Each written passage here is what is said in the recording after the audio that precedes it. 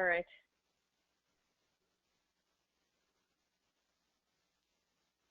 You good?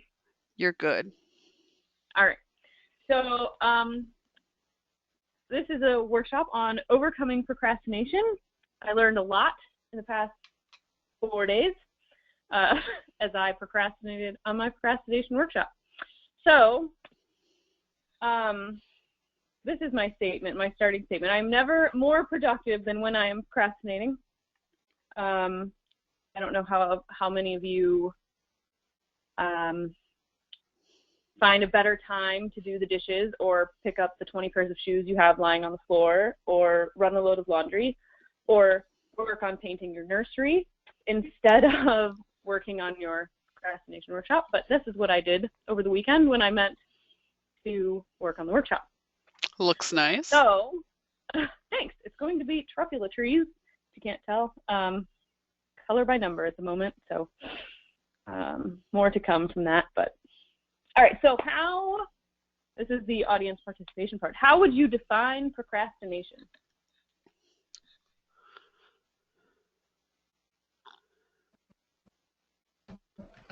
Anyone?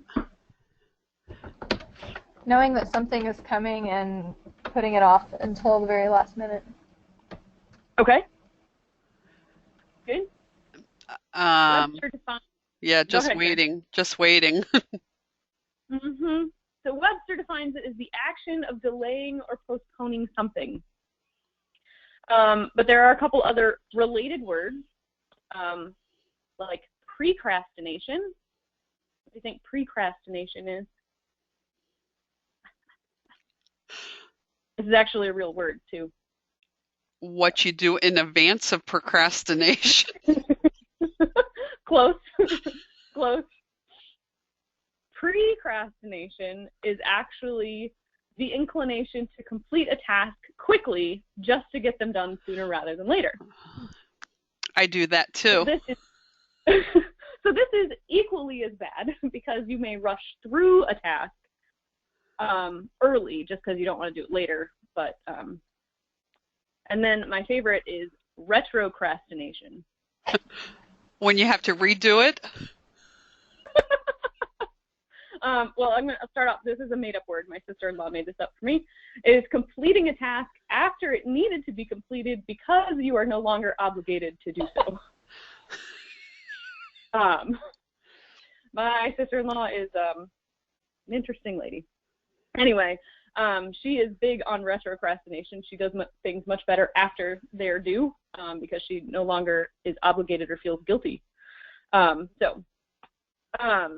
So procrastination is not a new thing. Hesiod wrote about it in his play or poetry, Works and Days, in about 700 BC. He said, "Do not put off your work till tomorrow and the day after, for a sluggish worker does not fill his barn, nor one who puts off his work. Industry makes work go well, but a man who puts off work is always at hand grips with ruin." So people have been procrastinating for, what does that make that, 2,700 years? Wow. Yes. So this is a long time coming. So why do we procrastinate? There are lots of reasons. Probably lots more than I've put down here. Lack of motivation. Lack of motivation. Good. Not knowing where to start. Not knowing where to start. The task may not be interesting to you, or it's overwhelming. Other tasks seem more interesting. We forgot. The task could be unpleasant or just plain lazy.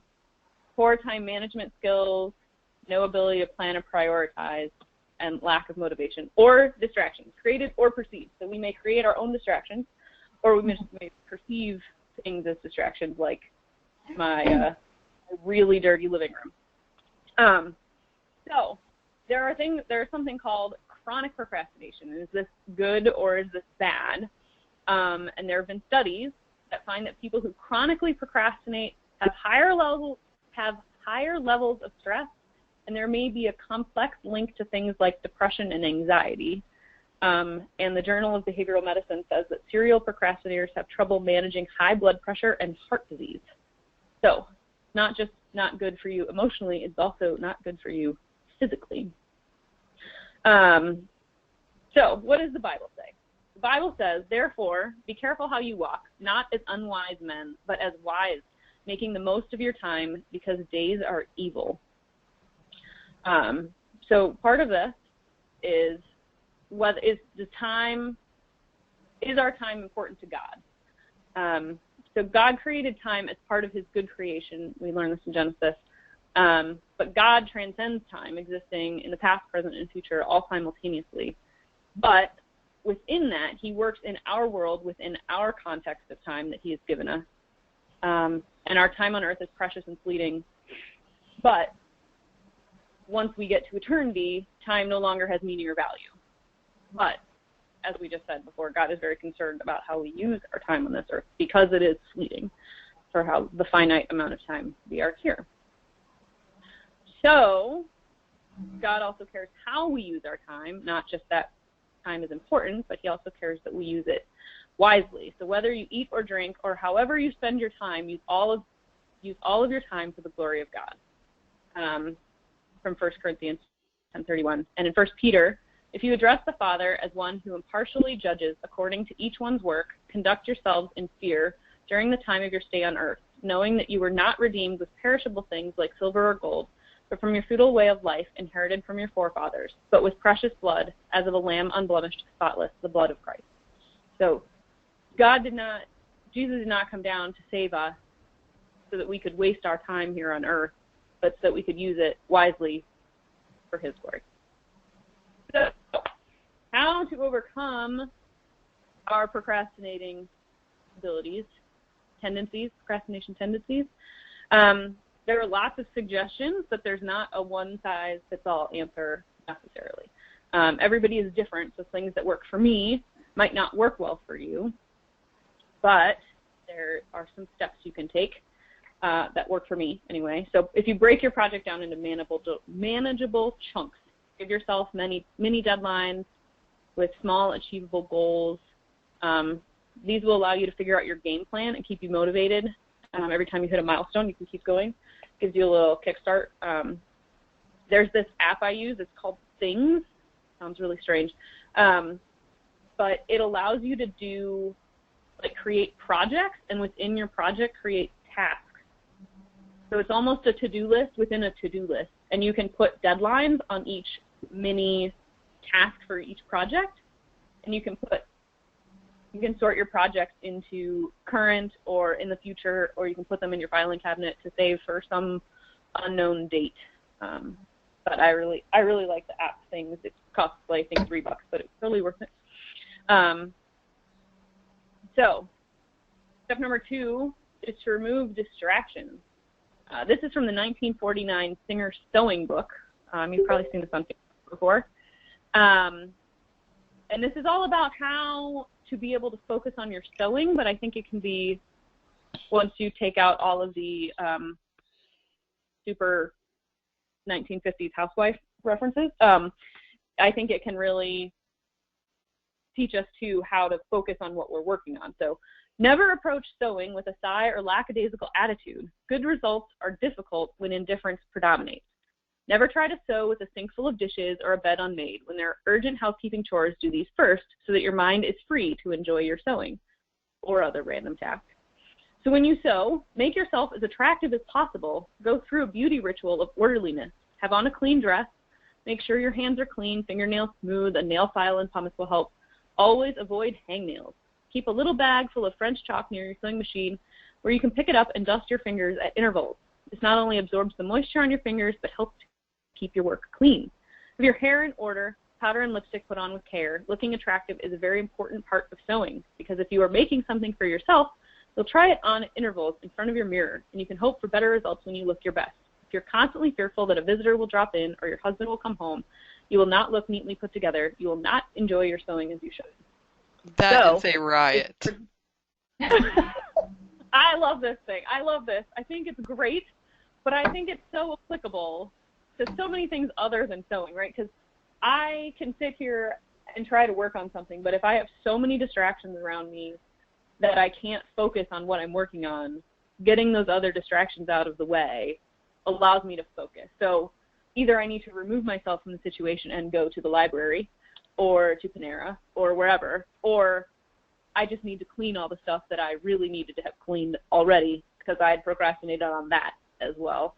But I think trying to remove your created or perceived distractions, so your created ones like Facebook, or your perceived ones like my house is messy, I think removing those allows you to actually focus on your task and enjoy the task that you were trying to accomplish. So, step number 3 is to prioritize. So this kind of goes along with breaking it down into manageable chunks, but you make a list, a to-do list of all your tasks and mark them based on their priority, and update your list every day, which is a little obnoxious, but you'll begin to notice if you start doing your tasks, your B tasks before your A tasks, which may show your lack of priority, able to prioritize between the tasks you've already put down. So if you notice you're doing all of your B tasks every day before your A tasks, you might need to rethink about your priorities and how things, whether or not you need to delegate your A tasks if they're just not going to happen. So next step would be to find an accountability partner. Find a friend who has effective time management skills to help keep you accountable. So don't try to tackle it alone if you're really struggling. Galatians 6:1-5 tells us we are to help restore those who are struggling and help bear each other's burdens. Yet we are to accept this help without passing our responsibilities onto someone else, for each one will bear his own load. So this doesn't mean find an accountability partner who will do your work for you. This doesn't mean find an accountability partner who will find you someone else to do your work for you. This means find someone who will actually help you learn how to better manage your time. Not that some tasks aren't delegatable, whatever that word should Sounds be. good. But that's not the point of finding the accountability partner. The point of this is to help yourself learn how to better manage your time. And of course, prayer. So some things to ask for. So if you're procrastinating because you're lazy, ask for self-control. If you're procrastinating because you don't want to do the task or you're afraid of doing the task, then ask God to take your thoughts captive in obedience to Christ. If you're struggling with anxiety, ask for peace. If you're struggling with perfectionism, which is a huge thing for me, need to acknowledge that your significance is found in Christ, not in our own performance. So don't try to bypass the step. Time is a key battleground in the spiritual war. So if we run onto the battlefield in our own power and wisdom, you will soon find yourself very far behind. So I have a little video. So these are the resources I've used, but I have this really great video that I'm going to show you. He talks really, really fast, but he's going to talk about the genetics of why we procrastinate. So it's actually quite good. So. Sometimes the urge to put off something unpleasant like homework or calling to make a doctor's appointment, even though you know you're going to have to do it eventually, and you can feel the pressure building. Let's face it, procrastination affects all of us, at least a little bit. But procrastination is more complex than just laziness or bad time management. In fact, every subfield of psychology has a slightly different way of looking at it. A neuropsychologist might call it a failure of executive function, or how you plan ahead and prioritize things. A social psychologist, on the other hand, might see it as a problem relating to emotion regulation or trying to avoid bad feelings like stress. And evolutionary psychologists think it could be partly genetic. Even though all their approaches to studying it are a little bit different, researchers can agree that procrastination is not so great for us. So, why do we do it, and how can we beat it?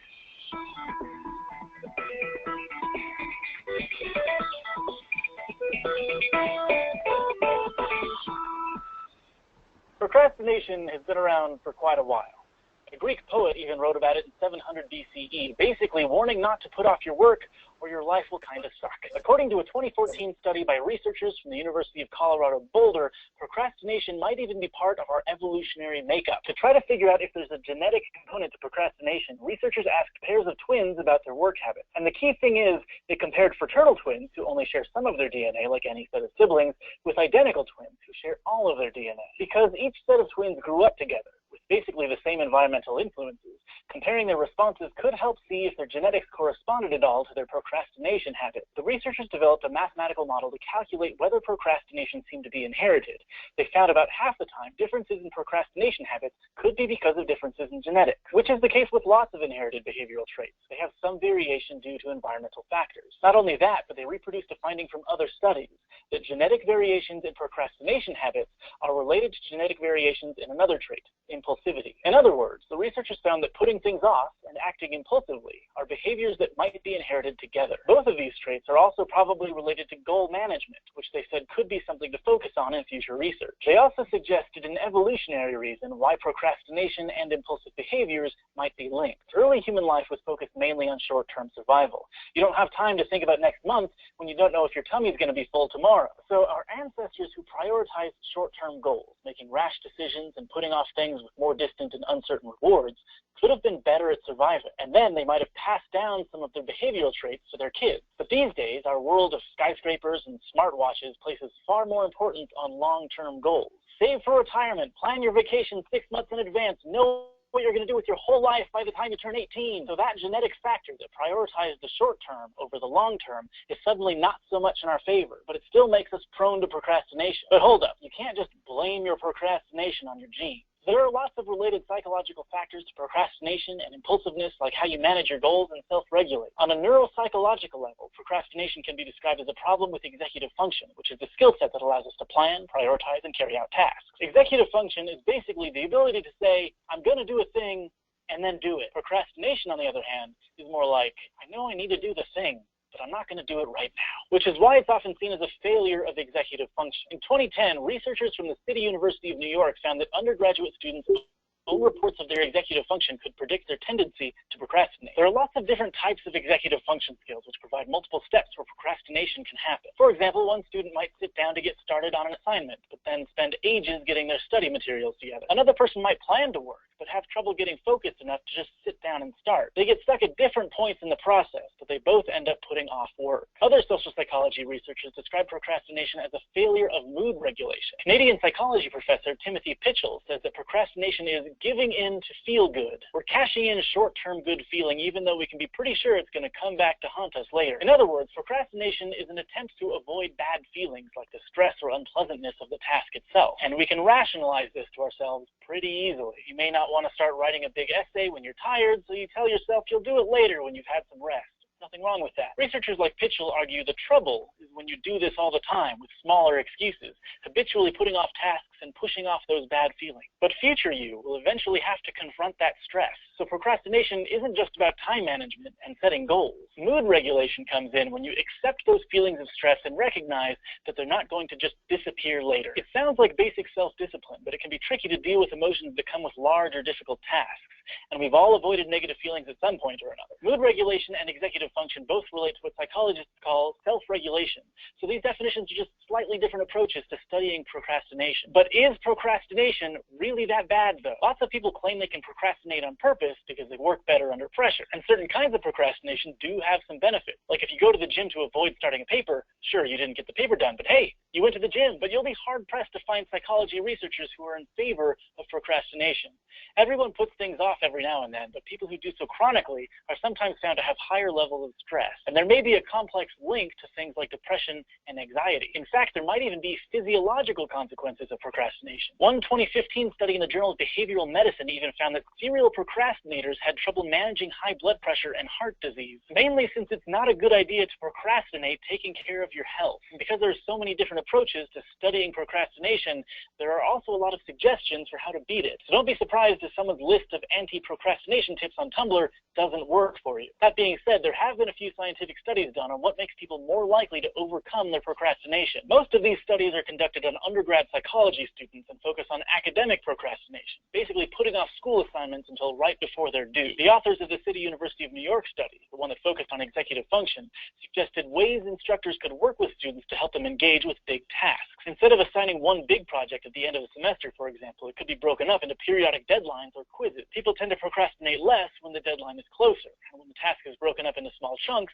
they feel like they've accomplished something every time they turn in one of those chunks. This makes students feel generally more positive, and it could make getting started easier because the task seems less intimidating. So breaking up a task into bite-sized pieces could be a good strategy, both for instructors and for anyone who's trying to get something done. Remind yourself that you don't have to do it all at once.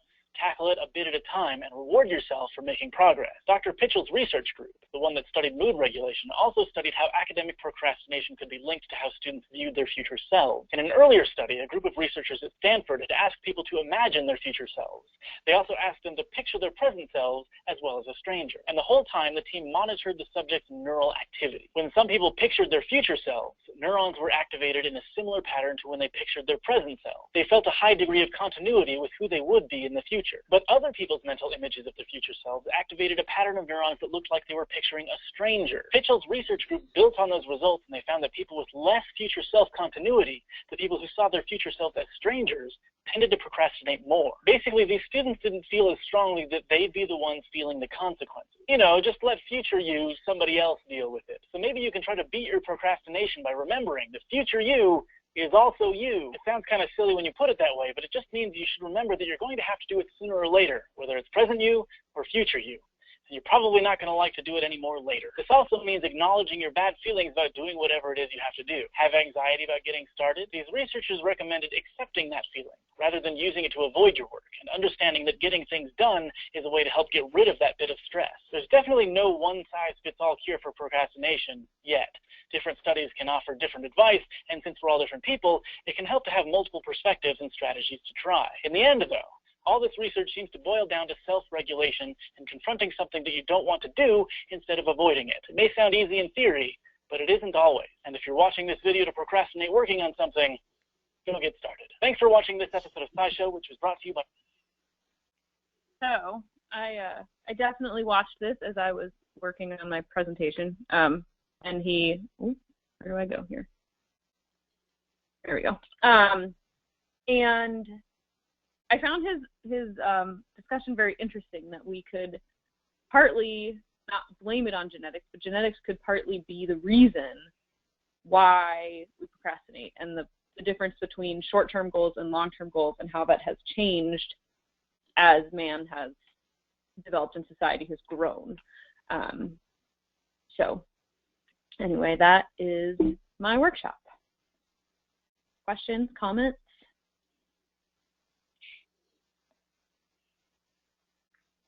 I enjoyed it. Well, good, I'm glad. I hope it helped. I found it very intriguing.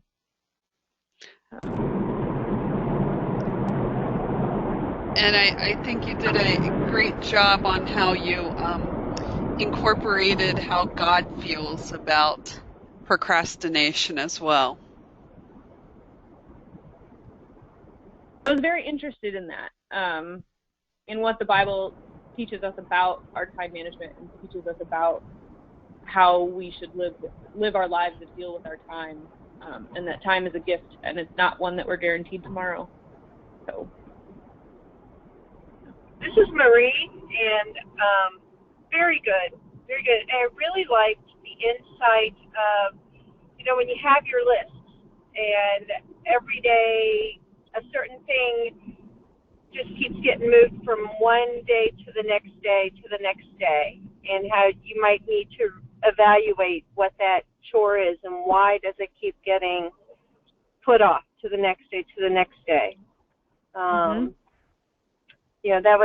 That made me stop and think, because I've got two things that just oh, I didn't get to it, and so I need to sit back and say why. Was it that I ran out of time? Was it I ran out of resources, whatever that might be? What were the obstacles, or was it me? Was it, I went off and decided to go walk around the airport instead of address this issue. But then and not try to justify, well, I have to get away from the desk sometime. But I really liked that, okay, assess why does something keep getting moved from day to day to day. Yep, I think that's important.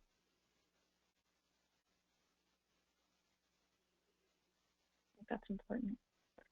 I have a few things on my list that just don't get done. Sometimes it's because I don't want to deal with the people that I would have to deal with to accomplish the task. But yeah. So. Okay. Well, thank you very much, Cassie. I appreciate that. Yes, thank you very much. Great job, Cassie. It's nice to hear from you.